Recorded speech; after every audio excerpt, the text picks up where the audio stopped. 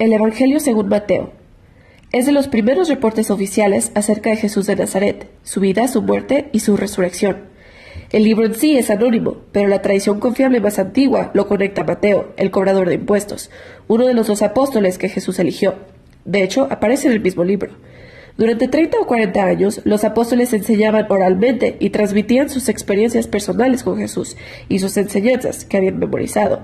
Mateo entonces recolectó y acomodó esos reportes en un hermoso tapiz y diseñó el libro para resaltar ciertos aspectos sobre Jesús. En este video solo hablaremos de la primera mitad del libro.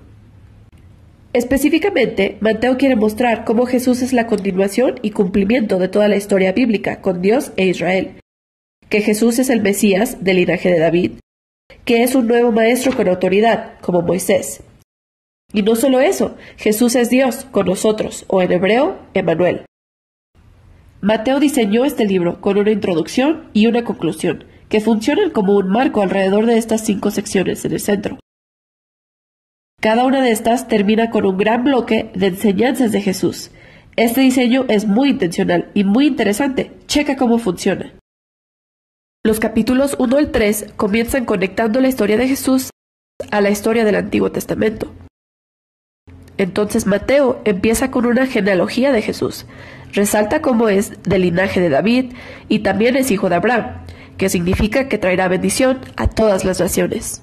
Después de esto, vemos la famosa historia del nacimiento de Jesús, evento que cumple las promesas proféticas del Antiguo Testamento, que las naciones vendrían a adorar al Mesías, que el Mesías nacería en Belén, pero más que eso, la concepción virginal, su nombre Emmanuel, todo esto trabajando en conjunto para mostrar que Jesús no es un simple humano, sino Dios con nosotros, Dios hecho humano.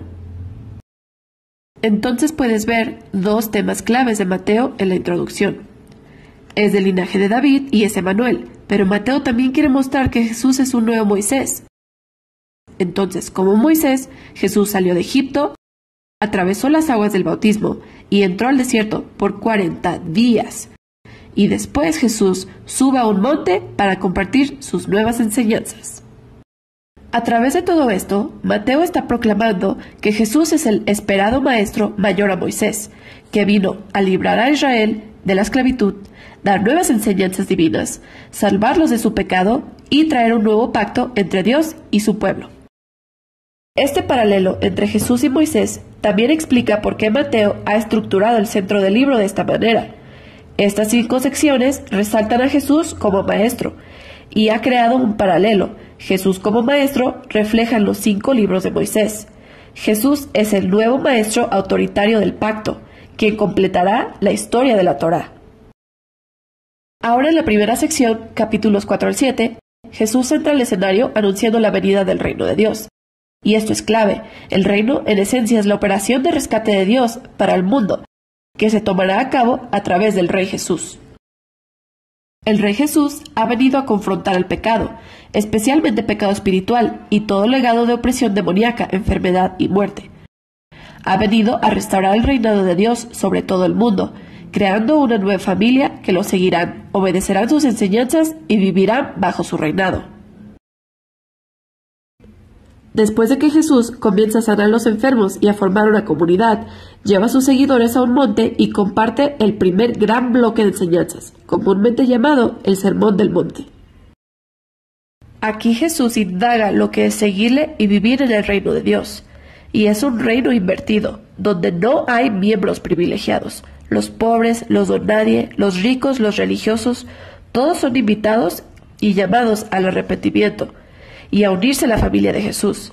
Jesús dice que no vino a dejar al lado los mandamientos de la Torá o del Antiguo Testamento, sino vino a cumplir todo lo escrito con su vida, sus enseñanzas. Él está para transformar los corazones de su pueblo, para que aprendan lo que es en realidad amar a Dios y a su prójimo, incluyendo a sus enemigos. Después de concluir sus enseñanzas sobre el reino, la siguiente sección muestra a Jesús trayendo el reino a la realidad en la vida cotidiana de la gente. Mateo organiza aquí 9 historias de Jesús trayendo el reino a las vidas de personas dolidas y quebrantadas.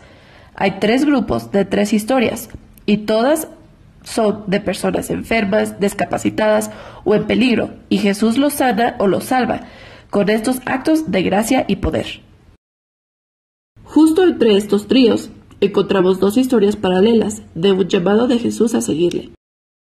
Mateo está poniendo claro que uno solo puede experimentar el poder de la gracia de Jesús cuando decide seguirle y ser discípulo suyo.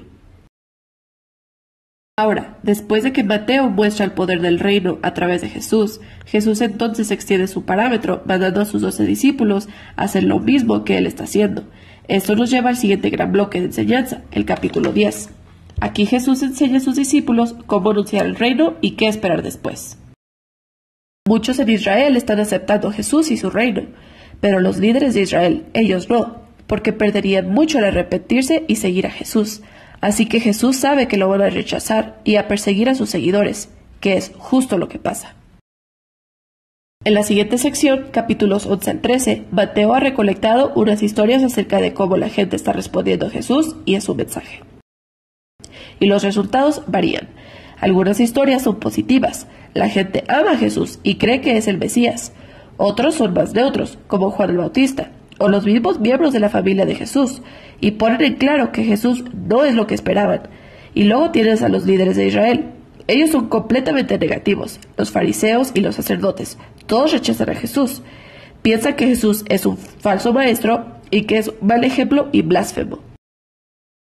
Pero a Jesús no le sorprenden estas diversas reacciones. De hecho, en el siguiente bloque se concentra en ello, en el capítulo 13. Aquí Mateo ha recolectado varias parábolas de Jesús acerca del reino, como la de un sembrador tirando semillas en tierras diferentes, o de una semilla de mostaza, o una perla, un tesoro escondido. Estas parábolas son como comentarios sobre las historias que acabas de leer en los capítulos 11 y 12. Algunos están aceptando a Jesús con entusiasmo, otros lo rechazan. Pero el reino de Dios es invaluable y no se detendrá a pesar de estos obstáculos. Entonces, esta es la primera mitad del Evangelio según Mateo. Ahora, aquí hay algunas cosas que puedes buscar cuando leas estos capítulos. Mateo está presentando a Jesús como la continuación y el cumplimiento de la historia del Antiguo Testamento. Entonces busca comúnmente citas del Antiguo Testamento y verás que se encuentran en puntos estratégicos en la historia, explicando más acerca de Jesús y su identidad. Tómate tiempo y regresa a leer cada texto en su contexto original. Seguro encontrarás muchas referencias y conexiones padres. Y por último, pon atención a los tipos de personas que aceptan a Jesús y le siguen. Y muchas veces encontrarás que eran personas de poca importancia, donadies o poco religiosos. Estas son las personas que fueron transformadas en su confianza y fe en Jesús. Y son los religiosos y orgullosos que son ofendidos por él. ¿Qué pasará con esta tensión entre Jesús y los líderes de Israel? De eso se tratará la segunda mitad de Mateo.